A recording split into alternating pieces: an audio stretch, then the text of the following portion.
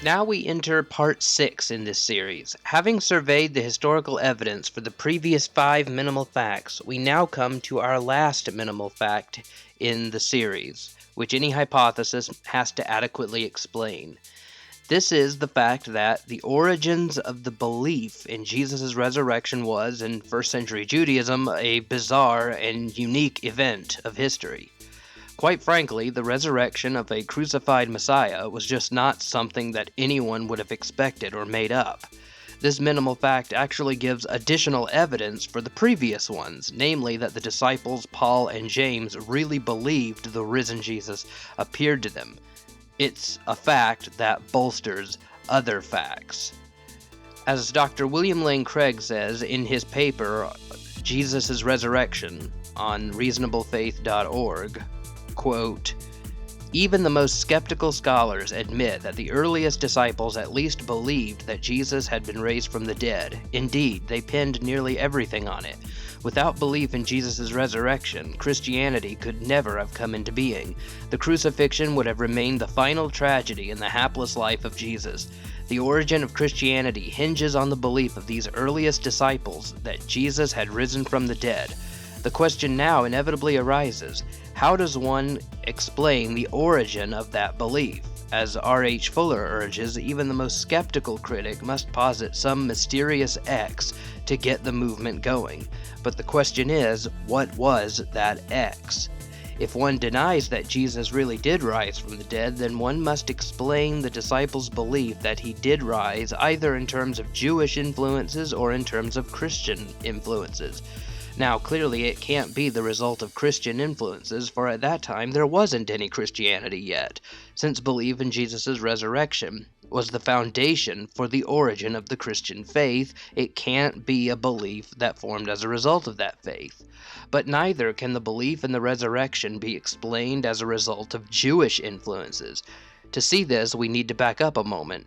In the Old Testament, Jewish belief in the resurrection of the dead on the Day of Judgment is mentioned in 3 places: Ezekiel 37, Isaiah 26, Isaiah 19, and Daniel 12:2. During the time between the Old Testament and the New Testament, the belief in Jesus' resurrection flowered and is often mentioned in the Jewish literature of that period.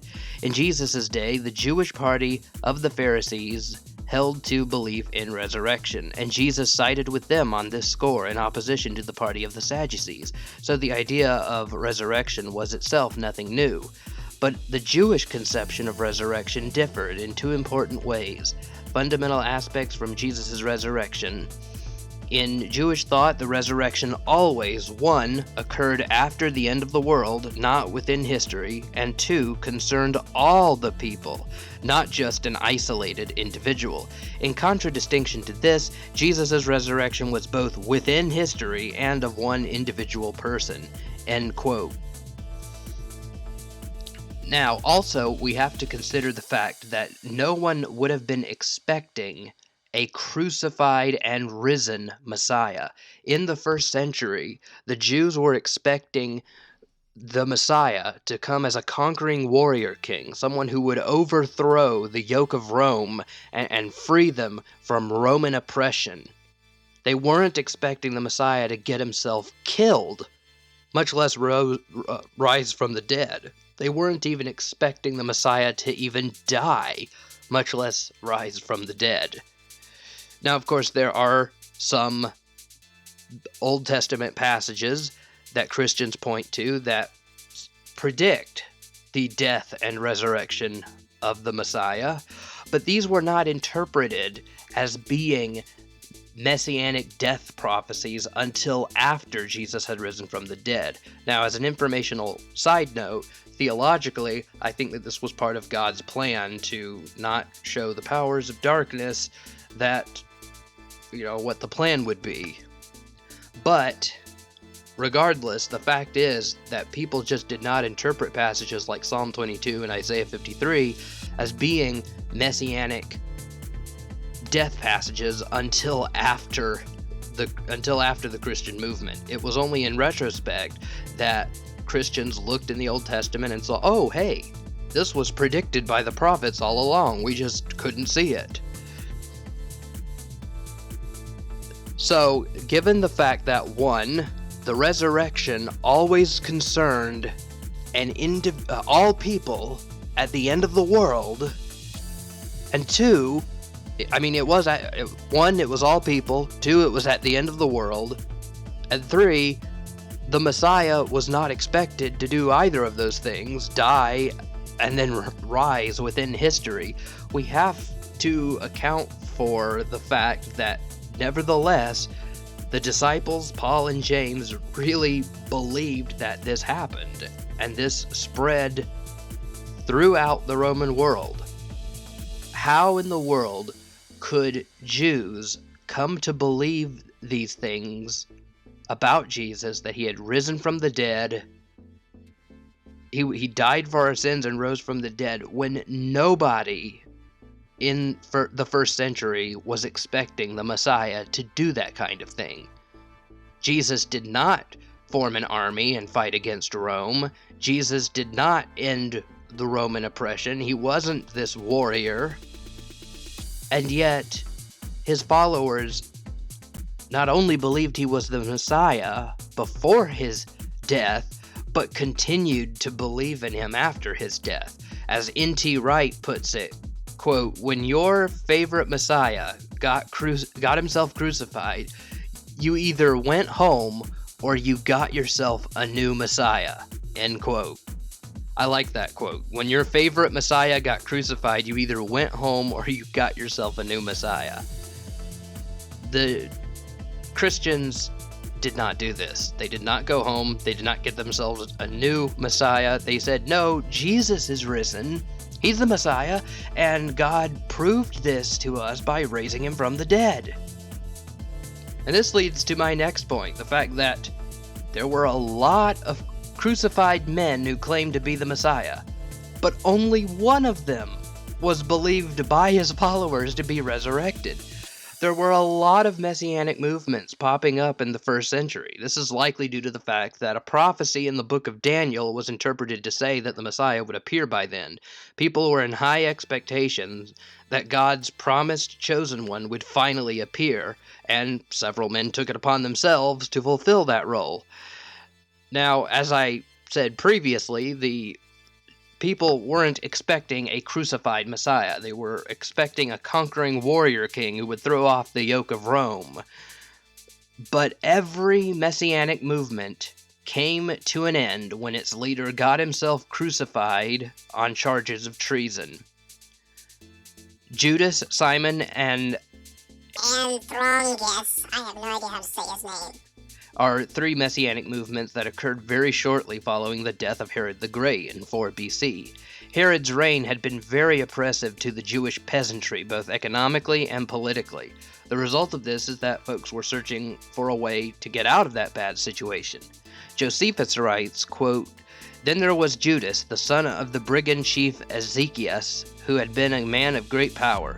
This Judas got together a large number of desperate men at Sepphoris in Galilee, and there made an assault on the royal palace, and having seized all the arms that were stored there, he armed every single one of his men and made off with all the property that had been seized there. He became an object of terror to all men by plundering those he came across in his desire for great possessions and his ambition for royal rank, a prize that he expected to obtain not through the practice of virtue, but through excessive ill treatment of others." Simon Bar Giora was another Messiah figure, someone who claimed to be the Messiah. He led his movement in 69 AD against the Romans.